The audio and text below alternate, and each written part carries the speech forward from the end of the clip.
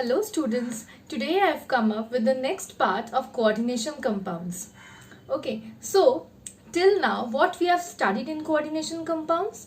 We have studied the different types of coordination compounds, the nomenclature of coordination compounds, the various structures of coordination compounds, the isomers of coordination compounds, and the different types of isomerism obviously. Okay, so today we will study that how we will get these structures, means from which background these structures are being derived. All the coordination compounds have particular structures, they have geometry, they are either octahedral or tetrahedral or square planar. From where does the structure come from? From today we will study those parts. So, for predicting the structures, the first theory which came into existence was the Werner's theory. Alfred Werner received the Nobel Prize in 1913 for this theory. This was considered as the first theory for describing the structures, means how the structures of coordination compounds are obtained. So let's start with Werner's theory. Okay.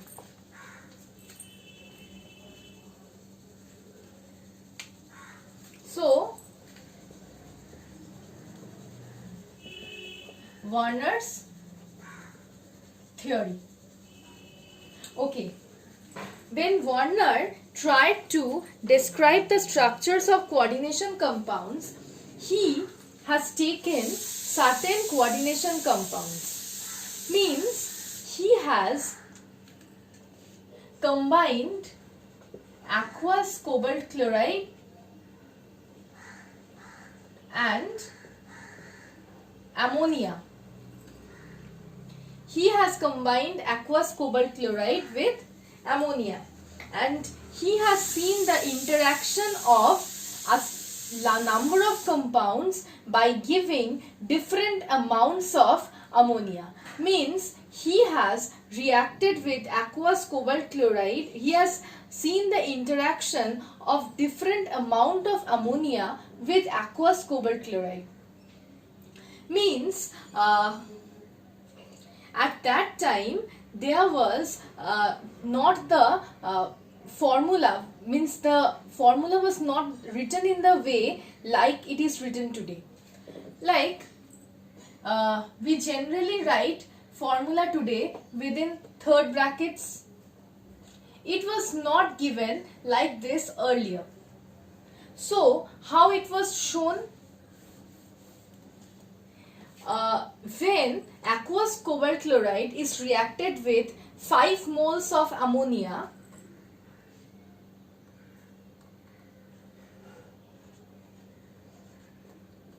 then the compound will be given like this. When cobalt chloride reacts with 6 moles of ammonia, it is shown like this. When aqueous cobalt chloride reacts with 4 moles of ammonia, it is shown like this. When aqueous cobalt chloride reacts with 5 moles of ammonia, 5 moles of ammonia and also treated with excess water, then it is shown like this.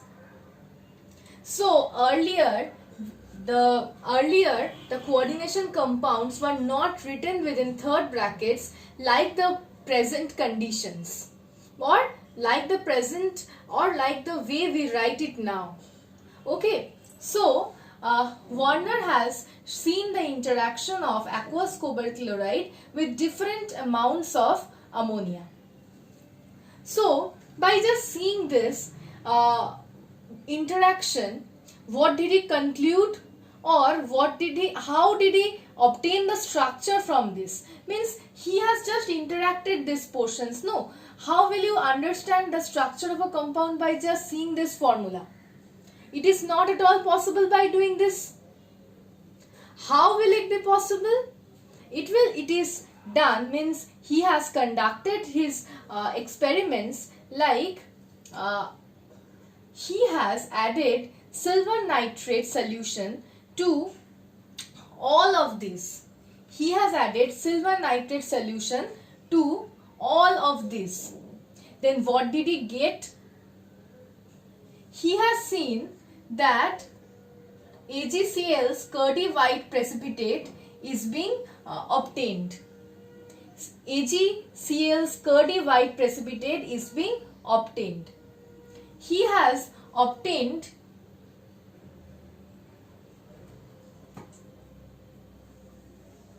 2 moles of AgCl from this one,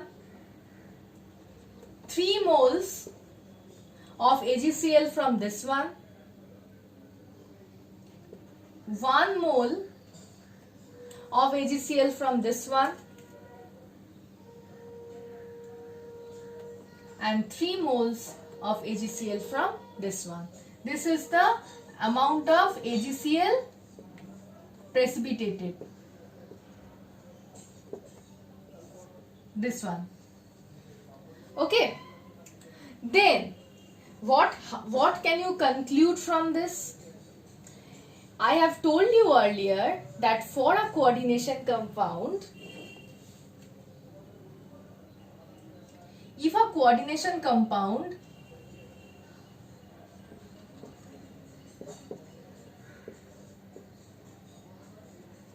is like this, then this is the cation part and this is the anion part, because Cl is a negatively charged ion. When a coordination compound is obtained where within the third bracket, what is this known? This is known as the coordination sphere, and outer the anion or cation present is known as the counter ion. So since the counter ion here is an anion, so the coordination sphere has positive charge, or the coordination part is cationic. If we had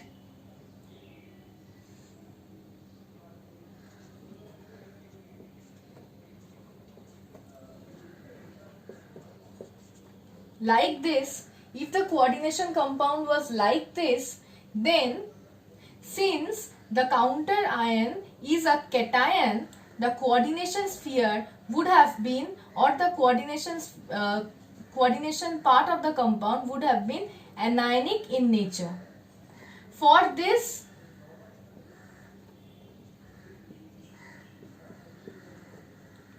cobalt has +3 charge and there are 3 Cl minus. For this,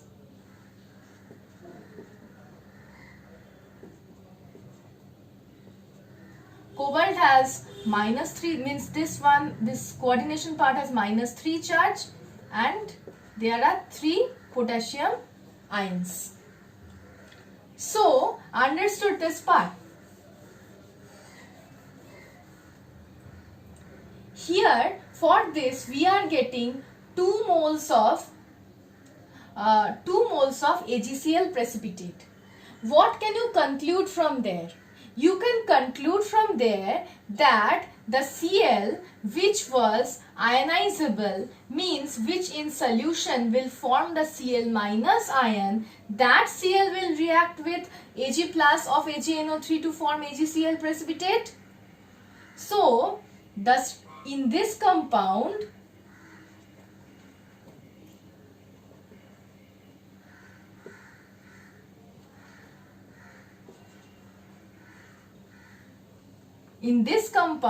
there must be 2 Cl minus outside or 2 Cl minus as anion in order to get 2 moles of AgCl precipitate.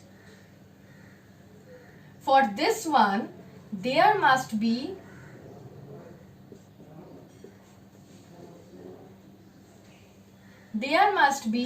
3 Cl minus outside in order to get 3 moles of AgCl precipitate.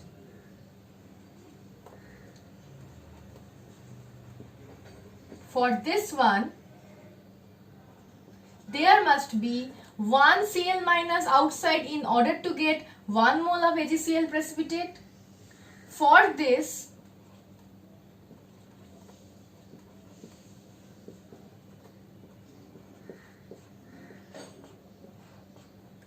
there must be 3 Cl minus outside in order to get 3 moles of AgCl precipitate. So, just keep one point in mind that in a coordination compound, if the outer or if the counter ion is anionic, then the coordination part will be cationic. If the counter ion is cationic, then the coordination part will be anionic in nature. And another thing is important, that the coordination part cannot be broken or ionized. Coordination part cannot be ionized. So they will have a total of positive or negative charge. But the counter ion, that can be ionized in ionized part of the coordination compound. Means the counter ion is the ionizable part of the coordination compound that ionizes in solution to give you the ion. So if there are certain other elements or reagents added to the solution, then this will react with that reagent in the solution in order to give you another solution or precipitate, like the case here. Werner added AgNO3 solution, and since for the first compound there were only 2 Cl minus ions, so it gave you 2 moles of AgCl. For the second compound, since there were 3 Cl minus in the solution, means ionizable 3 Cl minus, so he has obtained 3 moles of AgCl. For this one, since there was only 1 Cl minus, so 1 mole of AgCl obtained. Okay, so this is the way how Werner have described the structures of the compounds. Means which part will be outside the coordination sphere and which part will be inside the coordination sphere. This was his experiments. He had also named the compounds with the colors. Like the names of the compounds according to the colors is not important, but you should know the colors of these compounds. I will just tell you the colors of these compounds.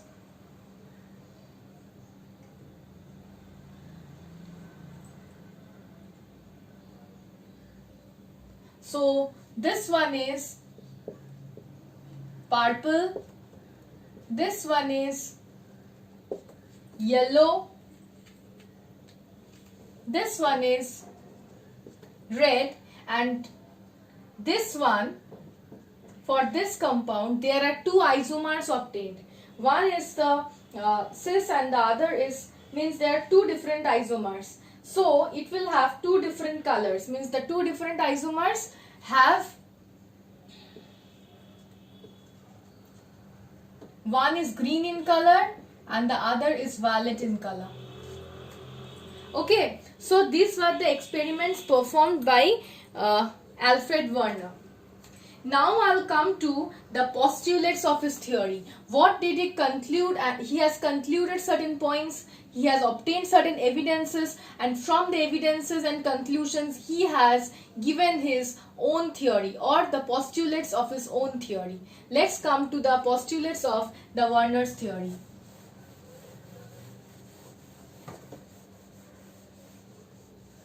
Okay. According to Werner, there are 2 different valencies or linkages present in coordination compounds. When we are telling linkages or valencies, just keep in mind that those are of the metal, of the central metal. Okay, so there are 2 different types of linkages or valencies. Number 1 is the primary valency, and number 2 will be the secondary valency. Okay, first let me explain to you that what is primary valency. let's come to an example of the compound which I have taught you earlier in this video. This compound. Okay, let's come to this compound. If we ionize this compound, I have told you that the counter ion can be ionized, but the complex part cannot be ionized. So what will this form?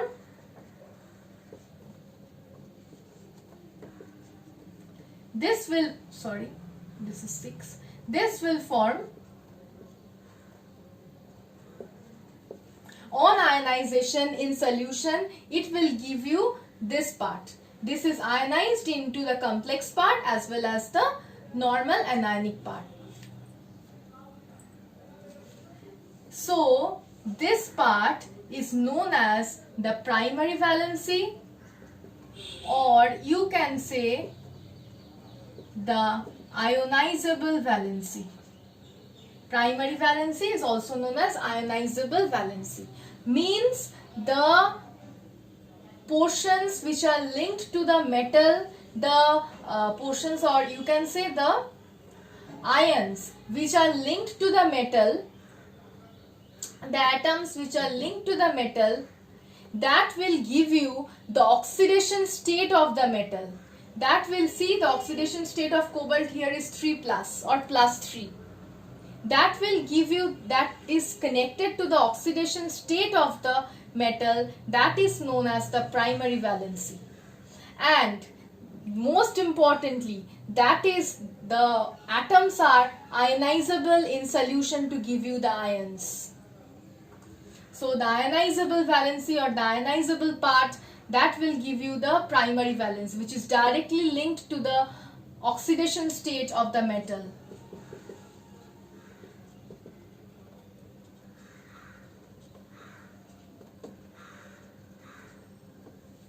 Okay. Now, if you are, I am just giving you one example by showing the structure. This, I am drawing this compound only.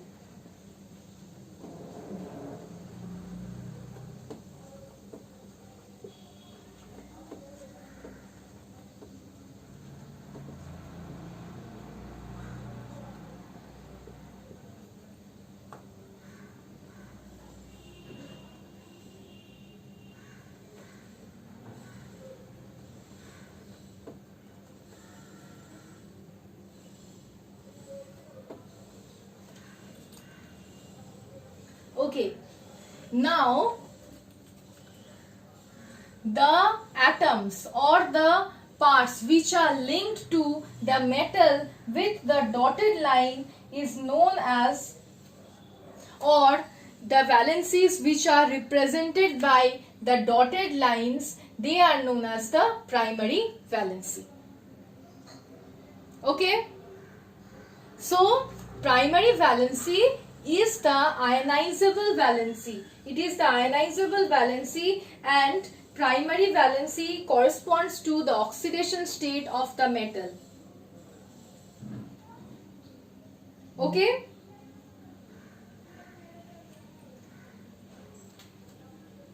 And another important point about primary valency is that these valencies are non-directional. These do not have any direction in the space. These valencies are non-directional.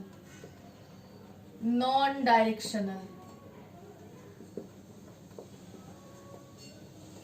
Ionizable valency represented by dotted lines corresponds to the oxidation state of the metal, non-directional. These are the aspects of, or you can say the characteristics of primary valency. Okay, now I'll come to secondary valency. I'll explain that with the same example only.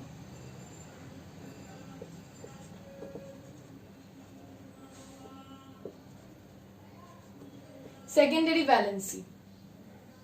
Secondary valency is basically the non-ionizable valency.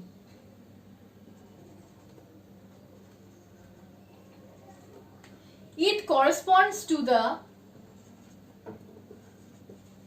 coordination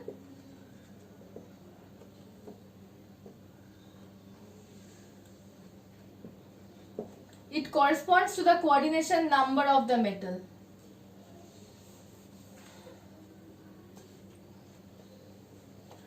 The 6 ammonia present in this compound will state that cobalt has a coordination number of 6, and if a metal has a coordination number of 6, then that metal will be, and that complex compound will be an octahedral compound. If there were 4 ammonia present here, then the coordination number of cobalt would have been 4, and the structure of the compound would either be tetrahedral or square planar. So this is secondary valency, which is the non-ionizable valency, which corresponds to the coordination number of the metal, and the coordination number of the metal thereby will give you the geometry of the compound, and this is represented by the solid lines. Look at the 6 ammonia, they are represented by the solid lines. Okay?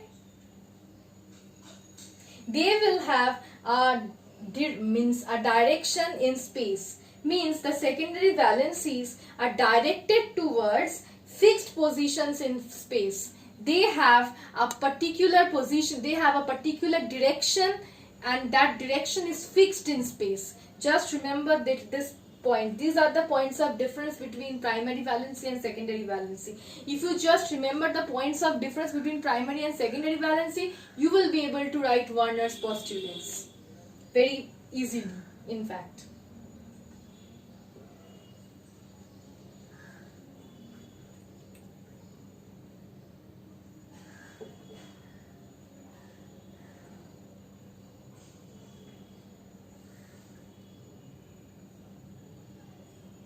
Okay, so this is about the postulates of Werner's theory, and just remember that these postulates are important. They are important because they are this theory is the first theory that gave evidences regarding the structure of coordination compounds, how the structures were obtained. Okay. Okay, now I'll come to another part that here only I will just let you know that for secondary valency, the secondary valencies are coordinate bonds. All the ammonia will form coordinate bond with cobalt. But the primary valencies are ionic bonds, because the primary valencies are ions only. So they will have ionic bonds only. The primary valencies have ionic bonds, whereas the secondary valencies are coordinate bonds. Okay.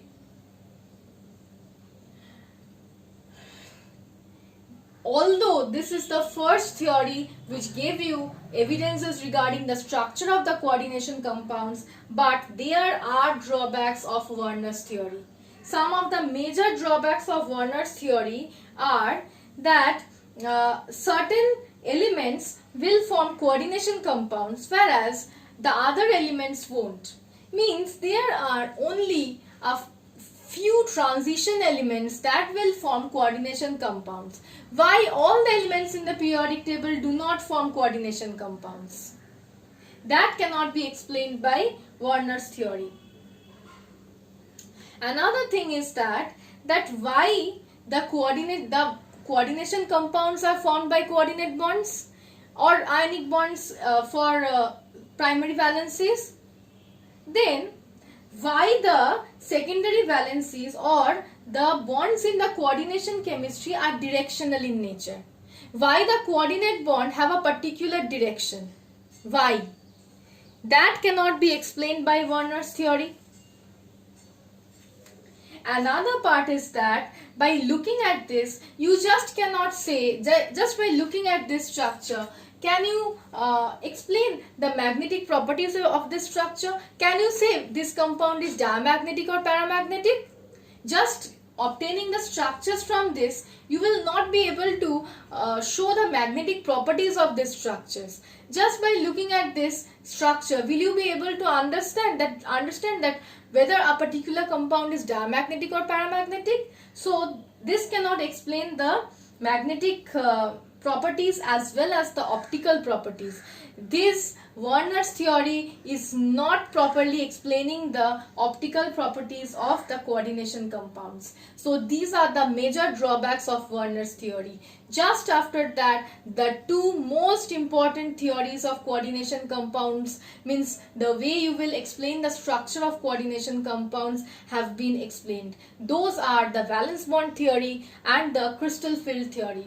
Among this, valence bond theory will be taught just after Werner's theory. Means in the next video we'll start with valence bond theory, and valence bond theory has overcome a lot of drawbacks which were present in Werner's theory, but still certain drawbacks were present of the valence bond theory that were overcome by the